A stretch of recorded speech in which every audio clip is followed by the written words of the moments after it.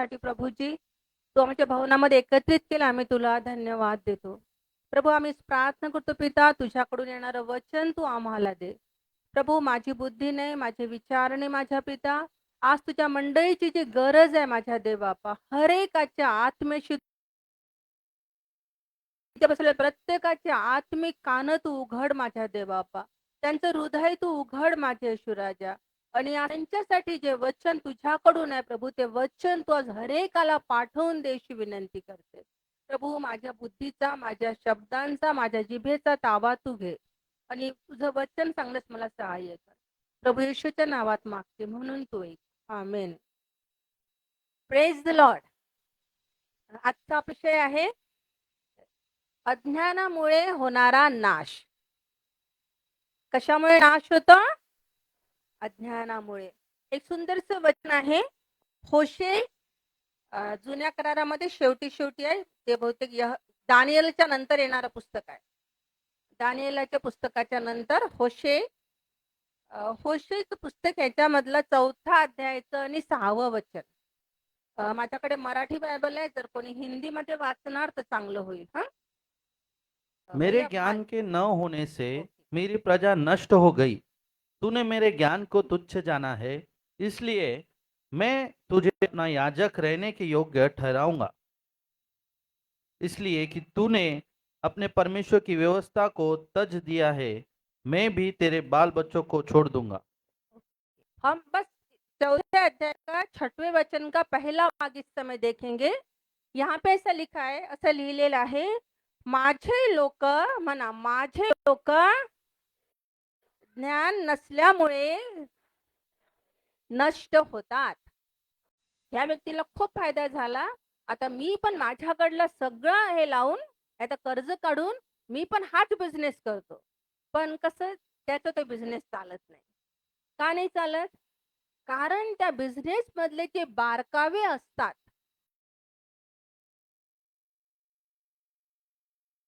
की कोणत्या एरियामध्ये, कोणत्या ठिकाणी, कोणत्या तो कुठून आणायचा, कोणाकडून घ्यायचा, काय माहिती लोक फसवणारे असतात. लोक फसवतात ना. जेव्हा आपल्याला सखोल ज्ञान नसतं त्या गोष्टीचं, तर लोक आपल्याला सहज फसवून टाकतात आणि ते फसवतात. म्हणून काय होतं, म्हणून आपलं नुकसान होतं, खूप नुकसान होतं. एवढं कधी कधी नुकसान होतं की मोठे मोठे बिझनेसमन असतात ते सुसाईड करतात. पूर्ण परिवारासहित, पूर्ण परिवाराला घेऊन मोठे मोठे बिझनेसमन लोक आत्महत्या करतात. कारण खूप मोठं कर्ज होऊन जातं आणि आता त्यांना रस्ताच दिसत नाही. सो ज्या ठिकाणी ज्ञान नाही आहे त्या ठिकाणी नाशा ठरलेला आहे. आणि बायबलचं वचन देखील आपल्याला हेच सांगतं की माझे लोक ज्ञान नसल्यामुळे नष्ट होतात. इफिसकरास पत्र 5वा अध्याय याचं 15वं वचन. ऍक्च्युली मला माहित नाही संदेशामध्ये काय आहे, पण याच्या पहिले मी 3 वेळेस हा संदेश देण्याचा प्रयत्न केला होता. 3 वेळेस. आणि 3 वेळेस मी संदेश देऊ नाही शकले. जेव्हा भूषण दादाने संदेश दिला तेव्हा पण माझ्याकडे हा संदेश पूर्ण तयार होता. पण त्या दिवशी अचानक मला चक्कर यायला लागली, तब्येत खराब झाली, त्याने वेळेवर संदेश दिला. तो म्हणून माझी इच्छा आहे, माझं म्हणणं आहे, ह्या संदेशाला खूप अडखण आले देण्यासाठी. तर जरा लक्षपूर्वक ऐका. कदाचित हा तुमचं जीवन बदलवणारा संदेश राहील. हालेलुया. Praise the Lord. इफिसकरास पत्र 5वा अध्याय आणि 15वं वचन. इसलिए हाँ ध्यान देखो, हाँ ध्यान से देखो कि हाँ. कैसी चाल चलते हो। निर्बुद्धियों के समान नहीं, पर बुद्धिमानों के समान चलो। ओके.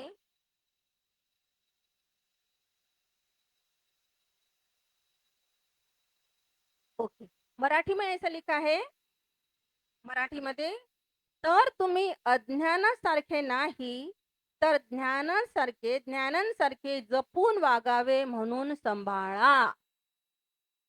बायबलमध्ये लिहिलेलं आहे. बरं, बायबलचं वचन आहे की तुम्ही अज्ञानांसारखे नाही, म्हणजे मूर्खासारखे नाही, अज्ञानांसारखे नाही, तर ज्ञानांसारखे जपून वागावे म्हणून म्हणून सांभाळा. म्हणा सांभाळा. कशासाठी सांभाळा? ज्ञानांसारखे जपून वागायला सांभाळा. नाहीतर कसंच्या कसं आपलं चालू राहतं. कोणीतरी काहीतरी सांगतं, मनाला जसं वाटेल तसं आपण कधी-कधी चालत राहतो. विचारच नाही करत आपण. कोणत्या गोष्टीचा खोलवर आपण विचार नाही करत. मेरे को लगा, मला पवित्र आत्म्याने सांगितलं किंवा मला असं वाटत आहे. तर मी उदाहरण दिलं, की आपल्याला आपण कोणाचं तरी मेडिसिन बघतो आणि आपण ते मेडिसिन घेऊन टाकतो. कधी-कधी माहिती आहे का, लोकं काय करतात, डॉक्टरकडे जातात, औषध घेतात आणि जर थोडं बरं वाटायला लागलं ना, तर आपल्याच मताने गोळ्या बंद करून टाकतात. आपल्याच मताने औषधं बंद करून टाकतात, की आता मला बरं वाटत आहे. आता माझं शुगर नॉर्मल झालेलं आहे. आता माझं बीपी नॉर्मल झाला आहे. आता मला त्रास नाही आहे. तर आता मी औषध घेत नाही. पण तुम्हाला सांगू, ते मेडिसिनने तो त्रास कमी होतो आणि ते जे जंतू असतात ना, ते जंतू जे शरीरात असतात आजारपणाचे, ते जंतू थोडेसे वीक होऊन जातात, कमजोर पडतात, पण ते नष्ट नाही होत. ते थोडेसे त्याचा प्रभाव कमी होतो, पण ते जंतू शरीरामध्ये असतात. आणि जब हम ऐसा करते कि मेडिसिन बंद कर देते हैं, तो थोड़े समय बाद वे फिर से वो शरीर के अंदर में जो बीमारी के जंतु रहते हैं, वो फिर से बढ़ जाते हैं और इस समय वो इतने ताकत से बढ़ते हैं कि पहले वाली मेडिसिन काम नहीं करती। अभी और ज़्यादा पावरफुल मेडिसिन देना पड़ता है। जब डॉक्टर बोलते हैं ना कि 3 महीने का कोर्स करना है, कोर्स कर लेना। क्योंकि वो जो जंतु जो रहते हैं बीमारी के, वो थोड़े कमज़ोर होते हुए मेडिसिन से आखिर में पूरे तरीके से खत्म हो जाते हैं। लेकिन हम वो जंतु पूरी तरह से खत्म होने के पहले अपने दिमाग से मेडिसिन बंद कर देते हैं, तो थोड़े समय के लिए हमको ठीक लगता है कि अभी मेरे को लग रहा, फिर वो बढ़ने लगते हैं अंदर के अंदर में। फिर इतना ज़्यादा बढ़ते हैं की फिर डॉक्टर बोलते की तुम्ही काय केलं? आपल्या मताने मेडिसिन बंद कशाला केलं? डॉक्टर रागवतात, है ना? कोणाला रागवले का आतापर्यंत असं? रागवले. कई बार हम ऐसा करते हैं, पैसा बचाने के लिए या फिर कंटाळा येतो आपल्याला मेडिसिन घ्यायचा म्हणून आपण बंद करून टाकतो. सो संभाल के रहना है. आपल्याच बुद्धीवर अवलंबून राहायचं नाही आहे. जेव्हा कोणी एक्सपर्ट तुम्हाला काही सांगतो आहे, तर त्याच्या बोलण्याला लक्ष दिलं पाहिजे. खरं तर परमेश्वराचं भय हे ज्ञानाचा प्रारंभ आहे. ज्ञान याच्यासाठी महत्त्वपूर्ण आहे. नीतिवचनमध्ये असं लिहिलेलं आहे. नीतिवचन याचा 2रा अध्याय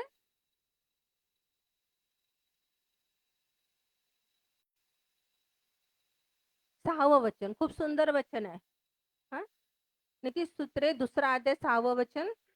क्योंकि बुद्धि यहोवा है, ज्ञान और समझ की बातें उसी के मुंह से निकलती है. ओके. कारण यहोवा ज्ञान देतो. म्हणा यहोवा ज्ञान देतो. परमेश्वर ज्ञान देता है. ज्ञान और बुद्धि उसकी मुख से आती है. बुद्धी मीन्स समज. हां. तो परमेश्वराकडून आपल्याला ज्ञान मिळतं आणि आपण काय करतो? आपण परमेश्वराकडलं ज्ञान घेत नाही. आपण आपल्या बुद्धीने, आपल्या ज्ञानाने आपण पुढे जायचा प्रयत्न करतो. आता हे आणि अजून पुष्कळ ठिकाणी लिहिले आहे, की परमेश्वराचे भय हे ज्ञानाचा प्रारंभ आहे. ज्ञानाची सुरुवात कुठून होते बरं? परमेश्वराच्या भयाने. कुठून होते? परमेश्वराचं भय काय आहे? पण परमेश्वराचं भय म्हणजे काय? परमेश्वराचं भय बाळगणं म्हणजे काय? कोणी सांगू शकेल? हां? आज्ञापालन. म्हणजे जसं आपण आपल्या वडिलांचं भय बाळगतो, है ना? जर तरुण मुलगी असेल, जर बाहेर उशीर झाला, तर भीती वाटते, "अरे, आता पप्पा रागवतील. उशीर झाला, मला उशीर झाला." आता एक मनात एक भीती येते आहे ना, की "अरे, आता पप्पा रागवतील." तर ते भय वाईट असतं का? एक चांगलं भय असतं. जर मुलगा मित्रांच्या सोबत कुठेतरी गेला, चुकीचं काहीतरी करत आहे, टवाळक्या करत आहे आणि कोणीतरी पाहिलं कोणत्या काकाने, मग तो मुलगा घाबरतो.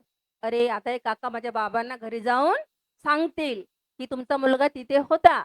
तुमचा मुलगा तसं करत होता." तर एक वडिलांची भीती मनामध्ये आहे ना.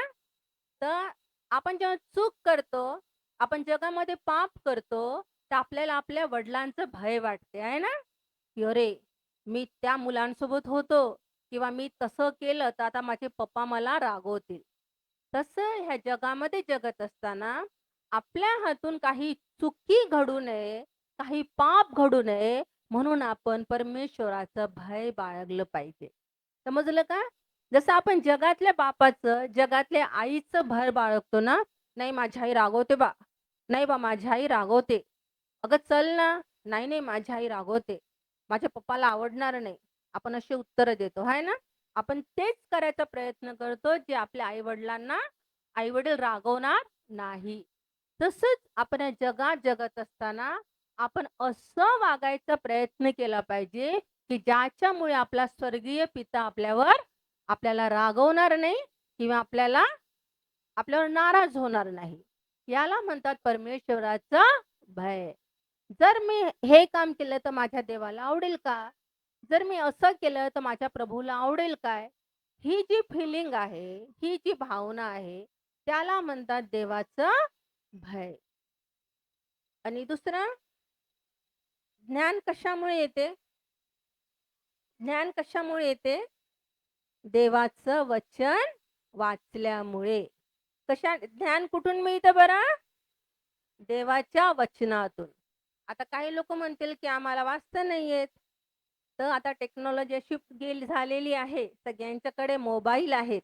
त्या मोबाईलमध्ये, त्या बायबलमध्ये असं बटन आहे, की त्याच्याने आपण वचन ऐकू शकतो. आमच्या घरामध्ये दादा सकाळपासून लावून ठेवतात. देवाचं चालूच असतात ते ऑडिओ बायबल. ऐकत राहा. तर ज्यांना वाचता येत नाही, ते ऑडिओ बायबल ऐकू पण शकतात. जर तुम्हाला येत नसेल, माझ्या बहिणींनो, भावांनो, ज्ञानाची कमी असेल, तर ज्यांना येतं त्या बहीण-भावांकडून तुम्ही शिकून घ्या. आपला मोबाईल त्यांच्या हातात द्या. म्हणा, "मला हे कसं आहे स्टार्ट करून दे. मला सांग. मला पण वचन वाचायला वेळ नाही, पण मी वचन ऐकू शकतो."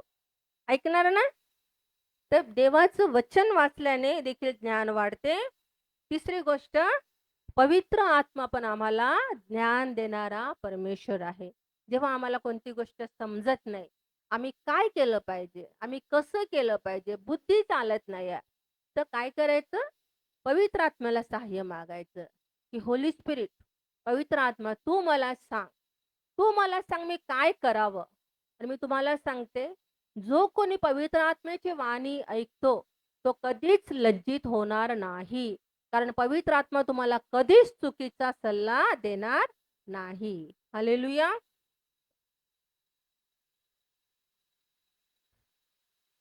काही गोष्टी आहे बायबलमधल्या, ज्याप्रमाणे जगामधल्या गोष्टी माहीत नसल्यामुळे आमचा नाश होतो. तसं बायबलमधल्या काही गोष्टीचं आम्हाला ज्ञान नसल्यामुळे देखील आमचा आत्मिक नाश होऊ शकतो. हं. आता जसं उदाहरण, की गव्हर्नमेंटचे खूप सारे योजना आहे, खूप सारे नियम आहे, पण ते आम्हाला माहीत नसतात. हां, कधी-कधी कोणी ऑपरेशनच करत नाही का? आमच्याकडे तेवढा पैसा नाही आहे. लाखो रुपये लागणार आहे, आमच्याकडे पैसा नाही आहे. मग कधीतरी आम्हाला कोणीतरी सांगतं, की हे ॲडमिट आहे, डॉक्टरने अर्जंट ऑपरेशन सांगितलं आहे, पण आमच्याकडे तेवढा पैसा नाही आहे. मग आम्ही काय करतो? आम्ही कॉल लावतो अनिकेत दादाला. आम्ही कॉल लावतो शुभम दादाला आणि आम्ही सांगतो, की "बघ, या हॉस्पिटलमध्ये ही व्यक्ती ॲडमिट आहे, त्यांच्याकडे पैसा नाही आहे. तर तुम्ही जा, त्यांना महात्मा गांधी योजना आहे, अजून कोणत्या योजना असतील, तुम्ही जाऊन त्यांची कागदपत्र करून द्या. तुम्ही त्यांना सांगा, हेल्प करा." कारण की आम्हाला माहिती आहे, की ह्या व्यक्तीचं ऑपरेशन योजनेअंतर्गत होऊ शकतं. पण त्या व्यक्तींना त्या योजना माहीत नसतात. म्हणून ते ऑपरेशन करत नाही. घरातच ठेवतात. दवाखान्यातही नेत नाही आणि शेवटी ती व्यक्ती नुकसान होते. कधी कायमचं अपंगत्व येतं किंवा कधी-कधी जीव पण जातो. कशामुळे होतं बरं हे? कारण की आम्हाला गव्हर्नमेंटच्या योजनांची माहिती नाही. घर नाही होतं. तरी खूप साऱ्या योजना असतात. पण आम्हाला ते के-वाय-सी कसं करायचं किंवा कुठे जाऊन भेटायचं, कोणाला भेटायचं आम्हाला माहीत नसतं. पण जर आपण कोणाजवळ जर बोललो, की माझा असा-असा प्रॉब्लेम आहे. तर विशेष करून चर्चमध्ये जरूर तुम्हाला 100% सगळ्या विषयातलं ज्ञान मिळू शकतं आणि मदतही मिळू शकते. कारण आपली जी लीडरशिप टीम आहे ना, जे सीनियर सगळे एक्सपर्ट आहेत. फक्त बोला, सांगा. हां? आतल्या आत कुढू नका, विचार नका करू. कारण की ज्ञानाच्या अभावामुळे नाश होऊ शकतो. पण योग्य ज्ञान जर आम्हाला मिळत आहे, तर त्याच्याने आमची उन्नती होते. Praise the Lord.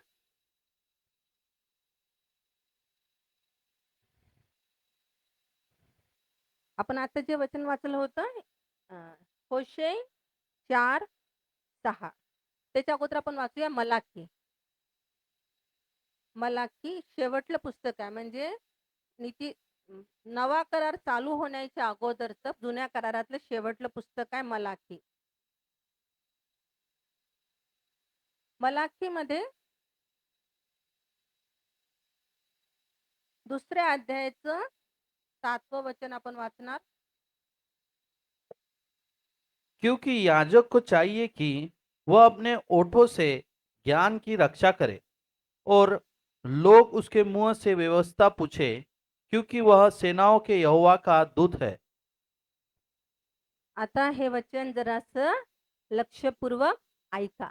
समजलं का तुम्हाला काय सांगितलं दादाने वाचलं तर? नाही ना, फास्ट वाचलं. आता मी वाचते, लक्षपूर्वक ऐका.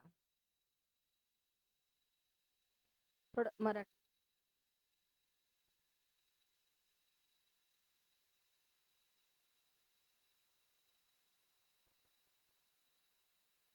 कारण याजकाच्या होटांनी ज्ञान राखावे आणि त्यांच्या मुखाजवळून लोकांनी नियमशास्त्र शोधावे.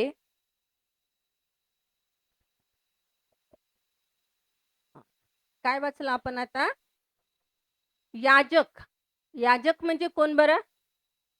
याजक म्हणजे पास्टर. आपल्या भाषेमध्ये याजक म्हणजे पास्टर, जो देवाची आराधना चालवतो आणि लोकांच्या वतीनं जो देवाजवळ प्रार्थना करतो, देवाची आराधना करतो, तो असतो याजक. आणि आज पहिले याजक म्हणायचे, जो यज्ञ बली चढवायचा, देवाला आराधना अर्पण करायचा. आजच्या काळामध्ये, आजच्या भाषेत पास्टरला याजक म्हणू शकतो आपण, याजक. सो असं लिहिलंय, कारण याजकाच्या कारण याजकाच्या ओठांनी ज्ञान राखावे.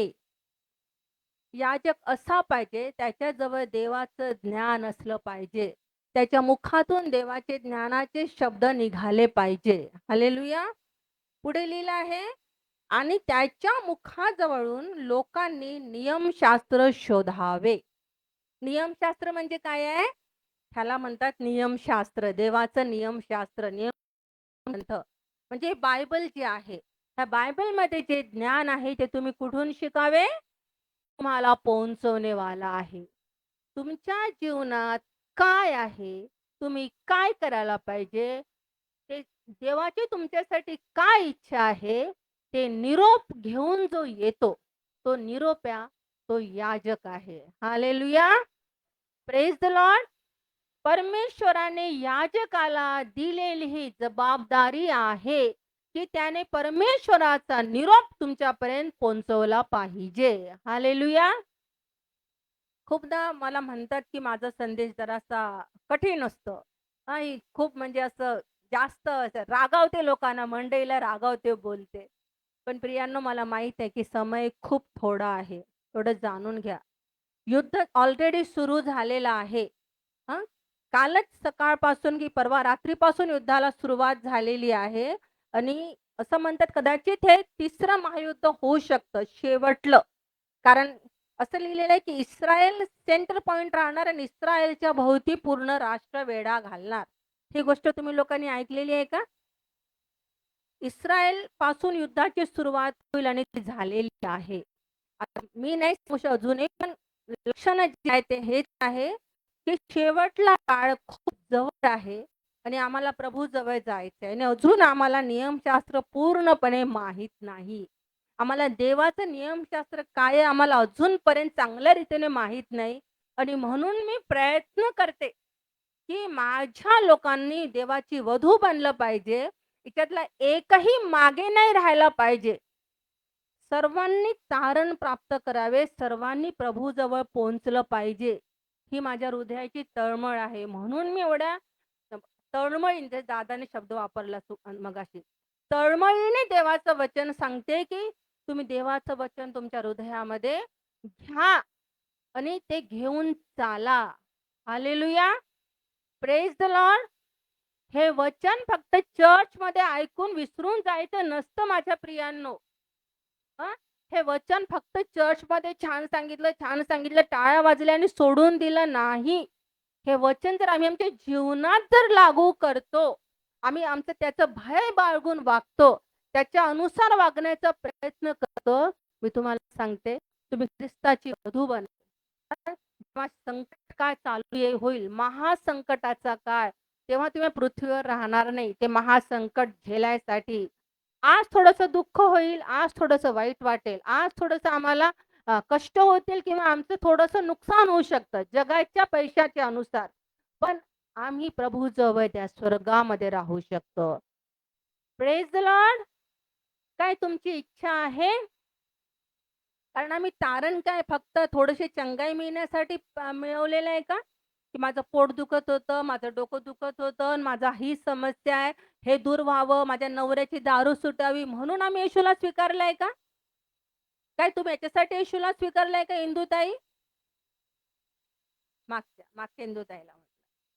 आम्ही ह्यासाठी येशूचा स्वीकार केलेला आहे, की आम्हाला तारण पाहिजे आहे. म्हणा, आम्हाला तारण पाहिजे आहे. आम्हाला उद्धार पाहिजे आहे. आम्हाला पापांची क्षमा पाहिजे आहे. आणि ती फक्त आणि फक्त प्रभू येशू ख्रिस्तच देऊ शकतो. हालेलुया! कारण दुसरं नाव नाहीये स्वर्गाच्या खाली आणि पृथ्वीच्या वर ज्या नावामध्ये उद्धार आहे. ह्या जगात एकच नाव आहे, जे आहे प्रभू येशू ख्रिस्त.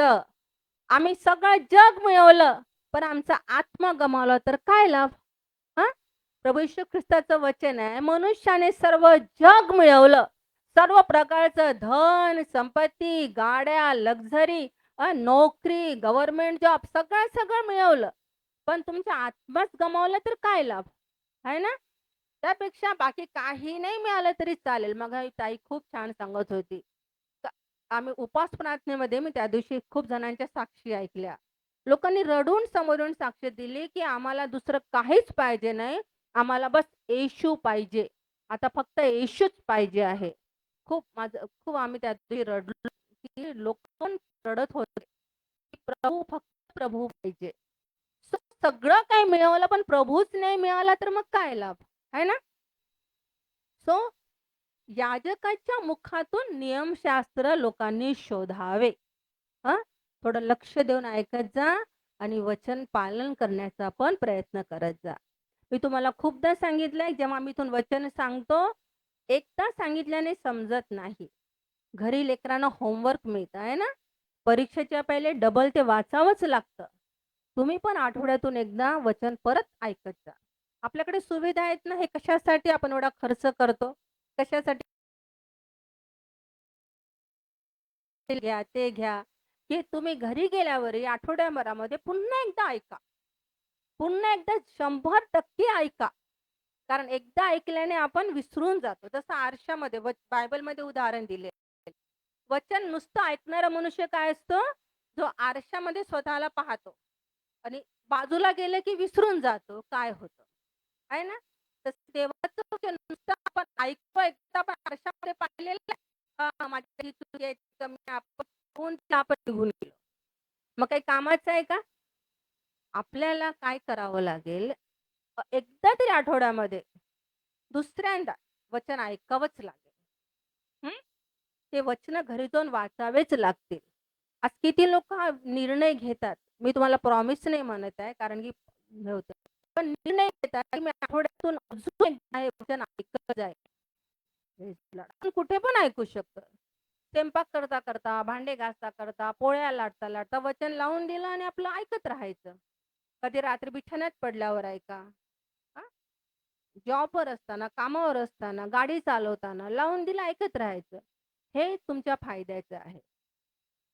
कारण आपण आता जे वचन वाचलं ना, इफिस 5:15 इफिस 5:15 पूर्ण जर आपण वाचलं, इफिसकरास पत्र 5:15 आपण म्हणजे पहिले सुरुवातीला वाचा दादा. म्हणून हां. अज्ञानासारखे नव्हे तर ज्ञानासारखे नाही, सॉरी. होशे 4:6.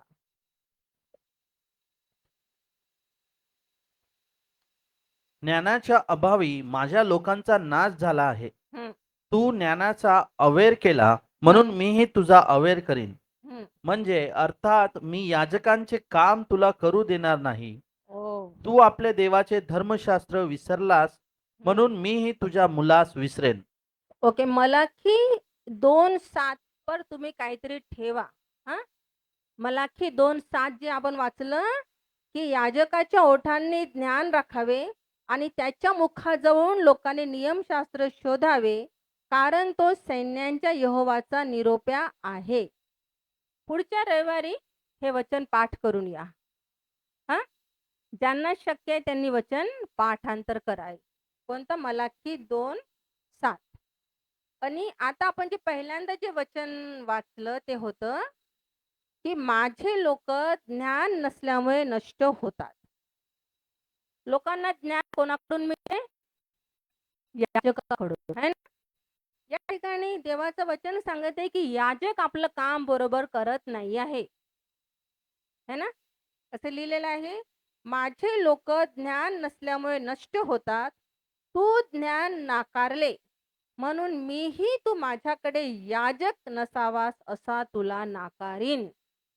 जो याजक लोकांना ज्ञान देत नाही, जो याजक लोकांना ज्ञान शिकवत नाहीये, ज्याच्याकडे स्वतःकडे ज्ञान नाही आहे, देव त्याला याजक होण्यापासून नाकारतो.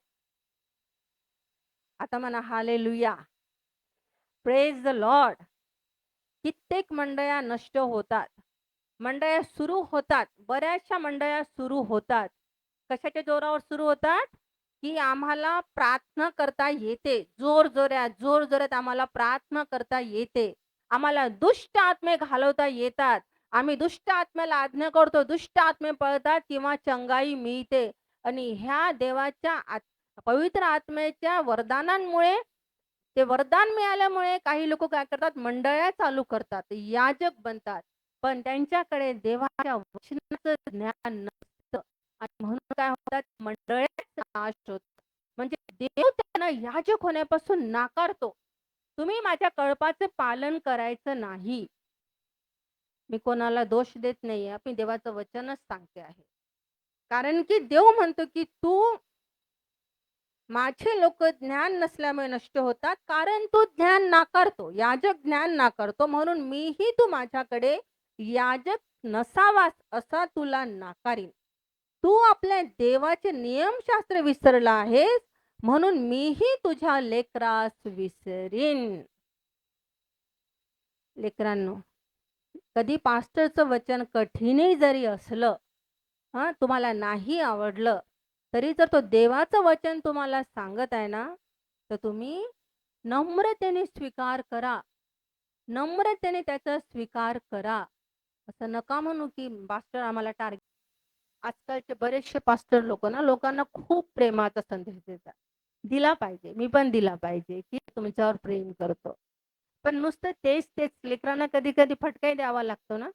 हं? माझ्याकडे येतात लेकरं छोटे, जॅकेट आहे का? जॅकेट आहे का? मी पहिल्यांदा देते, दुसऱ्यांदाही देते, तिसऱ्यांदा म्हणजे फटका देते. खूप झाले. 2 चॉकलेट खूप झाल्या. तिसरं चॉकलेट मागायचं नाही. तसं येशू प्रेम करतो, दया करतो. तो कंपॅशनेट आहे. हां. तो तुमच्यासाठी रडतो, अश्रू गाळतो. पण त्याची इच्छा नाही की तुमचा नाश व्हावा. कधी-कधी ज्ञानाच्या अभावामुळे लोकांचा नाश होतो.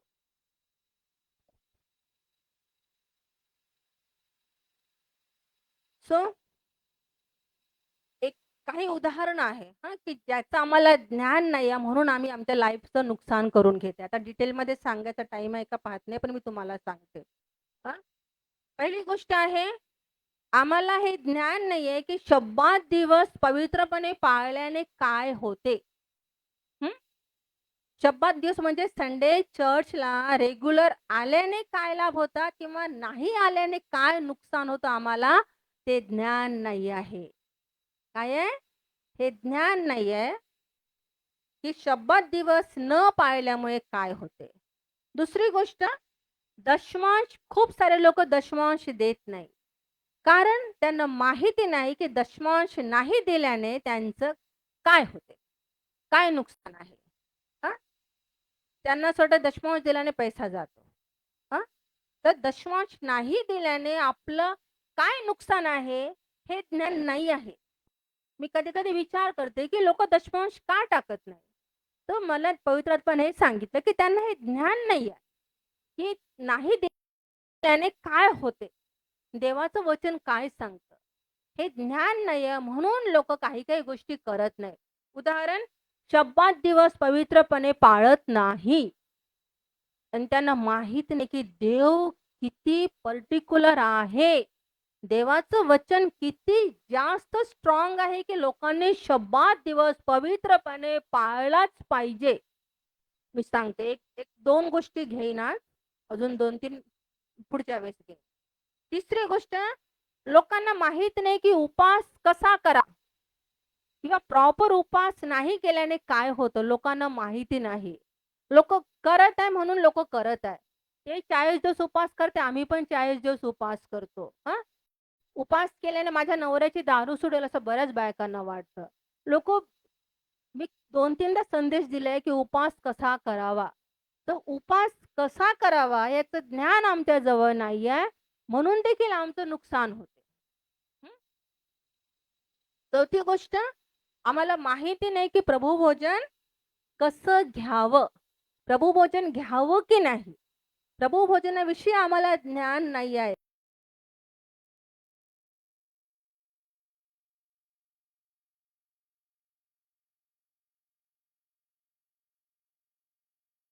रीतीने घेतलं पाहिजे आणि अयोग्य रीतीने जर प्रभुभोजन घेतलं, तर काय होतं? हे पण बऱ्याच लोकांना ज्ञान नाहीये. आणि अजून दुसऱ्यांना क्षमा न केल्याने काय होते ह्याचं पण ज्ञान आपल्याला नाही आहे. दुसऱ्यांना क्षमा नाही केल्याने काय होते बरं?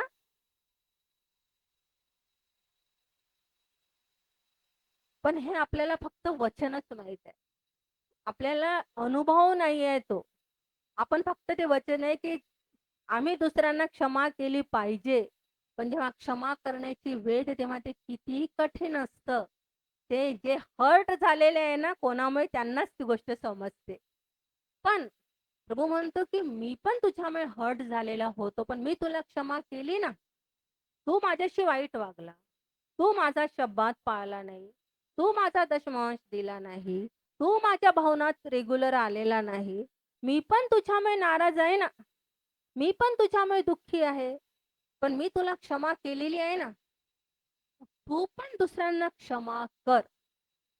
क्षमा नाही केल्याने काय नुकसान होतं आपल्याला माहित नाही. आपण देवाची क्षमा गमावतो. हे माहिती आहे का तुम्हाला? हं? देवाची क्षमा गमावणं किती मोठी गोष्ट आहे. आपण दर ह्याला बोलतो. घरी पण कदाचित रोज बोलतो. प्रभूची प्रार्थना आपण बोलतो आहे ना, की जशी जशी आम्ही बघा इकडे, जशी आम्ही आपल्या अपराध्यांची क्षमा करतो, तशी तू आमच्या अपराधांची क्षमा कर. त्या ठिकाणी काय वचन आहे? आपण देवाला काय म्हणून राहिलो, की आम्ही जशी क्षमा करतो, आम्ही अर्धी क्षमा करतो. आम्ही अपूर्ण क्षमा करतो किंवा आम्ही क्षमा करतच नाही. तर आम्ही जसं आमच्या अपराध्यांसोबत करतो, तसं तू आमच्यासोबत कर. म्हणजे आपण काय म्हणतोय प्रभूला? प्रभू मी पण क्षमा करत नाही, तू पण मला क्षमा करू नको. असंच बोलत आहे ना आपण?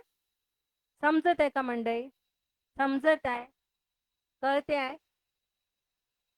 म्हणजे आपणच आपल्या देवाला म्हणत आहे, की देवा मला मला हे पूर्ण नको पाहिजे, मला हे फक्त त्याचं बटन पाहिजे आहे. हे पूर्ण नको पाहिजे आहे. म्हणजे आम्ही तेवढीच लोकांना क्षमा करत आहे. आम्हाला पण तू तेवढीच क्षमा कर. आमच्या तोंडानेच बोलत आहो आम्ही. आहे ना? म्हणजे आम्हाला हे ज्ञान नाही आहे. या समज नाही आहे. ते ज्ञान कसं वापरावं. शब्बात दिवसाविषयी मी तुम्हाला सांगू इच्छिते. निर्गम याचा 31वा अध्याय. निर्गम. खूप शॉर्टच घेते हां.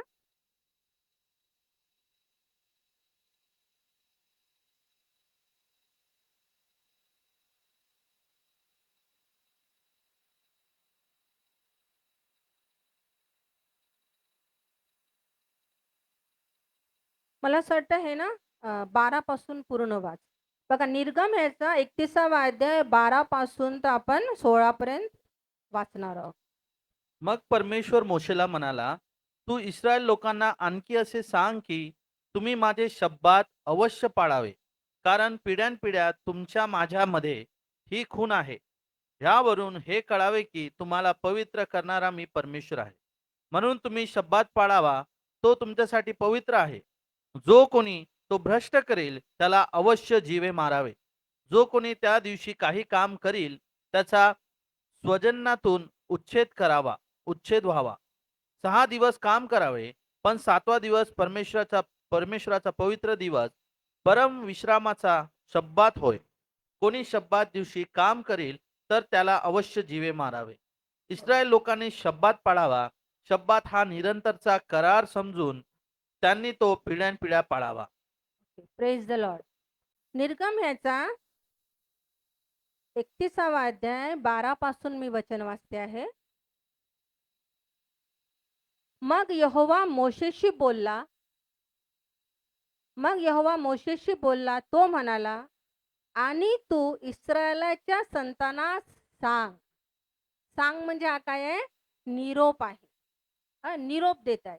त्यांना सांग, तू म्हण, तुम्ही माझे शब्दात अवश्य पाळा. कसे पाळा? अवश्य पाळा, कारण तुमच्या पिढ्यानपिढ्या माझ्यामध्ये व तुमच्यामध्ये ती खून आहे, की आम्ही देवाच्या आमच्यामध्ये खून आहे. देवाने पहिले एक करार केला होता. देवाने आकाशामध्ये इंद्रधनुष्य, मेघधनुष्य दिलं, की ते स्वतःला आठवण द्यायला, की मी पृथ्वीचा नाश पुन्हा पाण्याने करणार नाही, जसा पहिले केला होता. ते करार केला. त्याची ती खून होती, मेघधनुष्य आकाशातलं. तसंच हा एक करार आहे, की आम्ही देवाची संतान आहोत. देव आमचा परमेश्वर आहे. म्हणून ही आमच्यामध्ये खून आहे. यासाठी की जो तुम्हाला पवित्र करतो, तो मी यहोवा आहे, हे तुम्ही जाणावे. की आमचा पवित्र करणारा यहोवा आमचा परमेश्वर आहे, हे आम्ही कधी विसरावं नाही, म्हणून ही खून आहे. म्हणून तुम्ही शब्दात पाळा, कारण तो तुम्हाला पवित्र आहे. म्हणा, शब्दात आम्हाला पवित्र आहे. शब्दात आम्हाला पवित्र आहे. जो कोणी त्याला विटाळतो त्या प्रत्येकाला अवश्य जीवे मारावे. आता हा कोणता मृत्यू आहे माहित नाही. त्या काळात असे लोक सापडले शब्दात दिवशी काही काम करताना त्यांना धोंडमार करून मारायचे, डायरेक्ट मारायचे. आता देव डायरेक्ट मारत नाही. देव दयाळू आहे. देवाची दया विलंब करते क्रोध करण्यासाठी. पण परमेश्वराची इच्छा नाहीये, देवाची आज्ञा आहे. आज्ञा. देव म्हणतो अवश्य. काय अवश्य? कारण जो कोणी त्यात काही काम करतो, तो मनुष्य आपल्या लोकांमधून अवश्य छेदला जावा. 6 दिवस काम करायचे आहे, परंतु सातव्या दिवशी यहोवासाठी पवित्र असा 20व्याचा शब्बात आहे. जो कोणी शब्बात दिवशी काम करतो त्याला अवश्य जीवे मारावे. या ठिकाणी कितीदा अवश्य अवश्य अवश्य हा शब्द आलेला आहे. हं? एकदा अवश्य ठीक आहे, पण परमेश्वर या ठिकाणी कितीदा बोललेला आहे, तुम्ही माझे शब्बात अवश्य पाळा. हं? जो त्या प्रत्येकाला अवश्य जीवे मारावे. जो काही काम करतो त्याला तो अवश्य छेदला जावा. हं? जो कोणी शब्बात दिवशी काम करतो त्याला अवश्य जीवे मारावे. म्हणजे कितीदा देव म्हणून राहिलेला आहे की अवश्य, म्हणजे निश्चितच, निश्चित देव चार चारदा बोलतो आहे. खूप लोक असे म्हणतात, म्हणजे तुम्हाला सांगणारे लोक, की हा जुना करार आहे. हा, खूप ज्ञानी पंडित लोक सांगतात हा जुना करार आहे, आता हा करार नष्ट झालेला आहे, आता जुना करार पाळायची गरज नाही. खूप लोक असे म्हणतात नए नियम में कहाँ लिखा है दशमांश देना चाहिए. हं?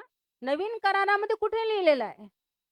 म्हणजे याचा अर्थ हा जुना करार खतम झालेला आहे का? ह्या जुन्या कराराला अर्थ नाही का? मग का बरं पूर्ण बायबल घेऊन बसतो आपण? फक्त नवा करार छोटासा का नाही वापरत? पूर्ण बायबल का बरं वाचतो? स्तोत्र आम्हाला पाहिजे, देवाचे आशीर्वाद आम्हाला पाहिजे. जुन्या करारात लिहिलेलं आहे म्हणून ती गोष्ट देवाने आता नाकारली आहे का? इथे प्रभू म्हणतो पिढ्यान पिढ्या. आणि तुम्हाला सांगते प्रभू येशू ख्रिस्त काय म्हणाला, मी जुना करार रद्द करण्यासाठी आलेलो नाही आहे. खूप लोकांना, खूप ज्ञानी पंडित लोक सांगतात की जुना करार पाळायची गरज नाही. हा, जुना करार पाळायची गरज नाही. आता आपण स्वतंत्र, आपण नव्या करारामध्ये आहोत. प्रभू येशू काय म्हणतो मत्तेमध्ये, की मी जुना करार नष्ट करण्यासाठी आलेलो नाहीये, पण मी त्याला पूर्ण करण्यासाठी आलो आहे. जो कोणी जुन्या करारातली देवाच्या काना मात्रा देखील रद्द करेल, त्याचा काना मात्रा अंश देखील रद्द करायचा नाही आहे. तर जुना करार प्रियानो नष्ट झालेला नाहीये, येशू तो पूर्ण करण्यासाठी आलेला आहे. देवाची मनापासून इच्छा आहे की त्याचे लोक त्याला भेटण्यासाठी, त्याला धन्यवाद देण्यासाठी, त्याची उपकार स्तुती करण्यासाठी दर रविवारी आपल्या आत्म्याला विश्राम देण्यासाठी त्याच्या भवनात आले पाहिजे. कारण लिहिलेलं आहे 17व्या वचनामध्ये की त्याने देखील 6 दिवस काम केले यहोवाने, आकाश आणि पृथ्वी निर्माण केली आणि 7व्या दिवशी त्याने स्वस्थ राहून विसावा घेतला. देव म्हणतो तुम्ही 6 दिवस खूप मेहनत करता, दिवस रात्र दगदग करता, रात्रपर्यंत जागता, सकाळी पहाटे उठता, काम करता, पण 7व्या दिवशी तुम्ही माझ्या भवनामध्ये या, तुमच्या आत्म्याला विसावा मिळू द्या आणि तुमच्यामध्ये माझ्यामध्ये एक प्रेमाचं नातं वाढू द्या. मला खूप आनंद वाटतो, काही लोक असे आहेत जे काही हो संडे मिस नाही करत. ड्युटीवरून येतात, ड्युटीच्या ड्रेसवरही येतात, पण येतात म्हणजे येतात. आणि काही काही लोक असे असतात की कंटाळा आला, प्रभुभोजनाच्या दिवशी जायचं. प्रभुभोजन काय प्रसाद आहे का? फक्त त्या दिवशी जायला, ते पण एक देवाचा करार आहे, आठवण आहे की त्याच्या मरणाची आपण आठवण करतो. सो एवढं लक्षात ठेवा प्रियांनो, देवाची आज्ञा आहे की तुम्ही शब्बात दिवस पवित्रपणे पाळावा. देव तुमचं नुकसान नाही होऊ देणार. जे लोक कोणी कोणी ओव्हरटाईम करतात, कोणी कोणी संडेला पण आपलं दुकान चालू ठेवतात, दवाखाने चालू ठेवतात. अरे तुम्ही देवाचा वेळ देवाला द्या, देव तुमचं नुकसान नाही होऊ देणार. देव तुम्हाला शनिवारी देव डबलने देतो. जुन्या करारात लिहिलं आहे की देव तुम्हाला शब्बाताच्या अगोदर 3 वर्षाचं उत्पन्न देव अगोदरच देईल. तुम्ही आपोआप उत्पन्न केलेलं खाल. किंवा जेव्हा देवा मानना द्यायचा, देवाने सांगितलं होतं की तुम्ही रविवारी किंवा शनिवारी तुम्ही वेचायला जाऊ नका, मी तुम्हाला आदल्या दिवशी 2 दिवसाचं देईन. आणि देव खरं आहे प्रियांनो, देव विश्वासयोग्य आहे. तो तुमचं नुकसान होऊ देणार नाही. काही काही जण आपलं महत्वाचे दिवसही सोडून येतात. ते बसलेले आहे इथे काही जण. देव तुम्हाला तुमच्या या सॅक्रिफाईसचं किंवा देवावर जे तुम्ही प्रेम करता, देव तुम्हाला निश्चित त्याचं प्रतिफळ देईल. हां, जे फक्त प्रभुभोजनसाठी येतात त्यांनी गोष्ट जाणून घ्या, की प्रभुभोजनसाठी नुसतं येऊन तुम्ही तुमचे बेनिफिट गमवाल. तुम्ही प्रयत्न करा. प्रत्येक रविवारी मी देवाच्या भवनामध्ये आलो पाहिजे. ही गोष्ट आपल्याला माहीत नव्हती ना, म्हणून लोकं शब्बाताला असंच हलक्याने घेत होते. काय फक्त जायचं शेवटल्या पहिल्या रविवारी प्रभुवचन घेऊन परत यायचं. इतर दिवशी घरचे कामं करायचे नाही. देव म्हणतो 6 दिवस ढोर मेहनत करा. हां, पण 7व्या दिवशी माझ्या भवनात तुम्ही या. ही देवाची आज्ञा आहे. देव म्हणतो अवश्य दुकान बंद ठेवा. तुमची मशीन बंद ठेवा. सगळं बंद ठेवा. पण भवनामध्ये या. तुम्हीच आशीर्वादित व्हाल. हालेलुया. Praise the Lord. दुसरे दशमांश नाही दिल्याने काय होते? आपण काढूया मलाकी.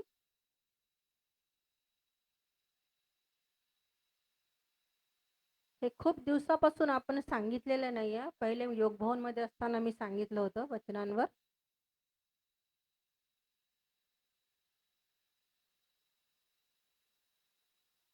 सात पासून वाच बेटा, 7 ते 9. मलाकी याचा 3रा अध्याय 7 पासून ते 9 पर्यंत. जुन्या करारातलं सगळ्यात शेवटलं पुस्तक. तुमच्या पूर्वजांच्या दिवसापासून माझे विधी तुम्ही मोडिले, हं. ते पाळिले नाहीत. मजकडे वळा म्हणजे मी तुम्हाकडे वळेन, असे सेनाधीश परमेश्वर म्हणतो. तुम्ही म्हणता आम्ही कोणत्या बाबतीत वळावे? हं. मनुष्य देवाला थकविल काय? तुम्ही तर मला थकविले आहे. असे असून तुम्ही म्हणता आम्ही कोणत्या बाबतीत तुला थकविले आहे? दशमांश व अर्पणे या संबंधाने. तुम्ही शापाने शापग्रस्त आहात, कारण तुम्ही अवघ्या राष्ट्राने मला फसविले आहे. ओके. हे पण जुन्या कराराचं वचन आहे. आता जुन्या कराराचं आहे म्हणून हे रद्द झालेलं आहे काय तुमचं तुम्हीच ठरवायचं. देव या ठिकाणी म्हणताय की तुम्ही मला ठकवले आहे. दुसरं काही भाषांतर आहे का कोणाकडे? हे खूप सौम्य आहे. हां, हिंदीमध्ये वाचा. 8 वचन. सारे दशमांश 8 वचन. क्या मनुष्य परमेश्वर को धोखा दे सकता है? हाँ, क्या मनुष्य परमेश्वर को धोखा दे सकता है? दे सकता है क्या? हाँ, क्या मनुष्य परमेश्वर को धोखा दे सकता है? नहीं. हाँ, पुढे. पर देखो, तुम मुझको धोखा देते हो. तुम मुझे धोखा देते हो. देव म्हणताय की तुम्ही मला धोका देता. दुसरं भाषांतर आहे का अजून? हा, देवाकडे चोरी करण्याची सोडून द्या. हा, तुम्ही माझ्या वस्तू चोरल्या. ऐका. हा. हम्म. हम्म. आपण जेव्हा दशमांश देत नाही, देव म्हणतो की तुम्ही मला धोका देताय. तुम्ही मला लुटत आहे. तुम्ही माझी चोरी करत आहे. हा, देवाची चोरी. असं लिहिलंय की म्हणून तुम्ही शापाने शापित झाला आहात. म्हणून तुमच्या भंडारात बरकत नाही आहे. तुमच्या घरामध्ये दरिद्रता आहे. हां, का? कारण की तुम्ही दशमांशची चोरी करत आहे. देवाचा दशमांश देवाला तुम्ही देत नाही. दशमांश देताना आपण अर्धा देतो, थोडासा देतो, मनातील तेवढा देतो, ₹1000 टाकून देतो, ₹500 टाकून देतो. अरे तुम्ही मनुष्याला धोका देऊ शकता, पण तुम्ही देवाला धोका देऊ शकत नाही. काही लोकांच्या साक्षी आपल्या मंडळीमध्ये, की जेव्हापासून ते रेग्युलर दशमांश द्यायला लागले, त्यांच्या घरामध्ये एवढी बरकत आहे. काम नसताना देखील ज्या लोकांनी मला माहिती आहे पहिले दशमांश दिलेले आहे रेग्युलर आणि नंतर त्यांचे कामही जरी त्यांना नाही, आपण देव त्यांना उपाशी ठेवत नाही. देव उपाशी नाही ठेवत. तुला काम नाही का तरी मी तुला चालवतो. तुझ्या हाताला काम नाही आहे का मी तुला खाऊ घालतो. कसं खाऊ घालीन मला माहित आहे. पण जे लोक रेग्युलर त्यांना भरपूर इन्कम आहे किंवा पोटापुरतं आहे, पण जे लोक देवाचा दशमांश चोरी करतात, अरे जरुरी नाही ना मोठे मोठे पॅकेट भरून द्या. तुम्हाला 100 रुपये 10 रुपये टाका ना, 500 रुपये टाका. कारण असं तर कोणी नाही की ज्याला म्हणजे फक्त महिन्याला 1000-2000 रुपये मिळतात. आणि देव तुमच्या पोटाला कुटुंबाला लागेल एवढं तुम्हाला देतोच ना. जे लोक दशमांश विषयी चोरी करतात त्यांच्या कुटुंबामध्ये बरकत नसते. संकटाच्या समयी त्यांच्याकडे काही नसतं. आणि जो धार्मिक असतो, त्याच्या जीवनात किती मोठं संकट येऊ द्या, देव त्याच्यासाठी 10 हात उभे करतो. 10 हात देव उभे करतो. त्याला कशाची अशी कमतरता पडत नाही की हे कसं होईल. ज्यांनी दशमांश रेग्युलर देणार आहे ते स्वतः त्यांनी अनुभव घेतलेला आहे की देव त्यांना कशा रीतीने आशीर्वादित करतो. आणि जे दशमांश चोरी त्यांनी पण अनुभव घेतलेला आहे की आमच्यात नेहमी आजारपण आहे, आमच्या घरामध्ये नेहमी चिडचिड आहे, आमच्या घरामध्ये सुख नाही आहे, बरकत नाही कोणत्या गोष्टीला. दोन्हीचा अनुभव तुम्ही लोकांनी घेतलेला आहे, आता मी म्हणत नाही. वचन सांगते 10 पासून, सैन्यांचा यहोवा म्हणतो, माझ्या घरात अन्न असावे म्हणून तुम्ही अवघा दशमांश कोठारात आणा. अवघा, पूर्ण, थोडा नाही, अर्धा नाही, 5% नाही, 1% नाही, 10%. आणि तुम्ही असे केले म्हणजे मी तुम्हासाठी आकाशाच्या खिडक्या उघडून जागा पुरणार नाही एवढा आशीर्वाद तुम्हावर ओतीन की नाही याविषयी आता माझी प्रचिती पहा.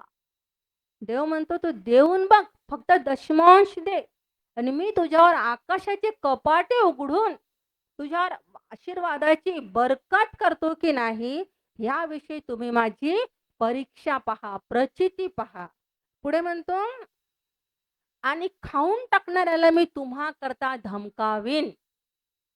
नुसता ओतनी करणार नाही, पण जो काही तुमचं नुकसान करतो, जो कुछ तुम्हारा छीनने के लिए आता है, जसं आजारपण आहे, चोरी आहे, गाडीच खराब होते, काही पण नुकसान होतं, देव त्या गोष्टीला धमकावेल की तुमची गाडी खराब होणार नाही, तुमचं पीक नाश होणार नाही, मग तो तुमच्या भूमीची फळे नासणार नाही आणि तुमची बागातली द्राक्षवेल अकाली आपले फळ भूमीवर गळू देणार नाही, असे सैन्यांचा यहोवा म्हणतो.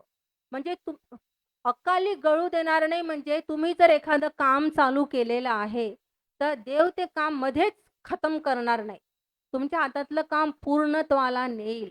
एखादा बिझनेस असो, एखादी गोष्ट असो, देव ते अर्ध्यात बंद करणार नाही. याचा दुसरा अर्थ असा पण आहे की अबॉर्शन होणार नाही, वारंवार गर्भ गळणार नाही. जर तुम्ही दशमांश मध्ये रेग्युलर आहात तर देवाचा हा पण आशीर्वाद आहे की तुमच्या गर्भाचे फळ पण अकाली पडणार नाही, तुमची द्राक्षवेल आपले फळ तुमच्या भूमीची फळे नासणार नाही, तुमच्या बागातले द्राक्षवेल अकाली आपले फळ भूमीवर गळू देणार नाही, असे सैन्यांचा यहोवा म्हणतो.